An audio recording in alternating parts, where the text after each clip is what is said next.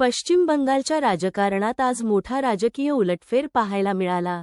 विधानसभा कार्यकाळ संपताच राज्यपाल आर.एन. रवी यांनी संपूर्ण मंत्रिमंडळ बरखास्त केले असून त्यासोबतच ममता बॅनर्जी यांचे मुख्यमंत्रीपदही संपुष्टात आले आहे। विशेष म्हणजे राजीनाम्यावरून सुरू असलेल्या राजकीय संघर्षादरम्यान हा निर्णय थेट घटनात्मक प्रक्रियेनुसार घेण्यात आला। त्यामुळे बंगालमधील तब्बल 15 वर्षांपासून सुरू असलेल्या सत्तेच्या अध्यायाचा अचानक अंत झाला आहे। राज्यपालांनी घटनात्मक वेटोचा वापर करत 7व्या राज्य विधानसभेला बरखास्त करण्याची अधिसूचना जारी केली आहे।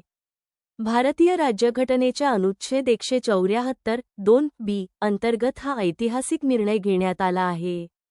मुख्य सचिव दुष्यंत नारियाला यांनी राज्यपालांच्या निर्देशानुसार हा आदेश जारी केल्यानंतर राज्य सरकारचे अस्तित्व संपुष्टात आले आहे। राज्यपालांच्या या कठोर निर्णयामुळे बंगालच्या राजकारणात मोठी खळबळ उडाली असून मंत्रिमंडळ आणि विधानसभा दोन्ही तत्काळ प्रभावाने बरखास्त करण्यात आल्या आहेत।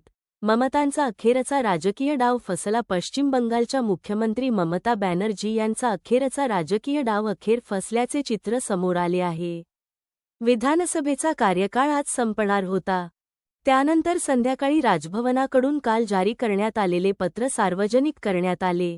त्या आदेशात म्हटले आहे की भारतीय राज्यघटनेच्या अनुच्छेद 174च्या उपकलम 2(b) अंतर्गत मला मिळालेल्या अधिकारांचा वापर करून मी 7 मे 2026 पासून पश्चिम बंगाल विधानसभा बरखास्त करत आहे।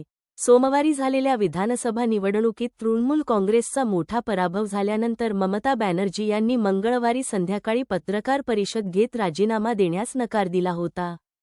त्यांच्या या भूमिकेमुळे मोठा राजकीय वाद निर्माण झाला होता।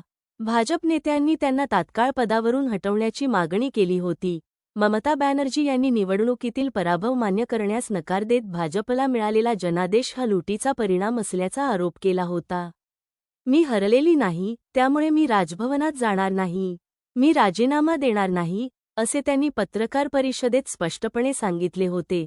मात्र अखेर राज्यपालांनी घटनात्मक अधिकारांचा वापर करत विधानसभा बरखास्त केल्याने बंगालमधील राजकीय संघर्षाचा हा टप्पा संपुष्टात आला आहे।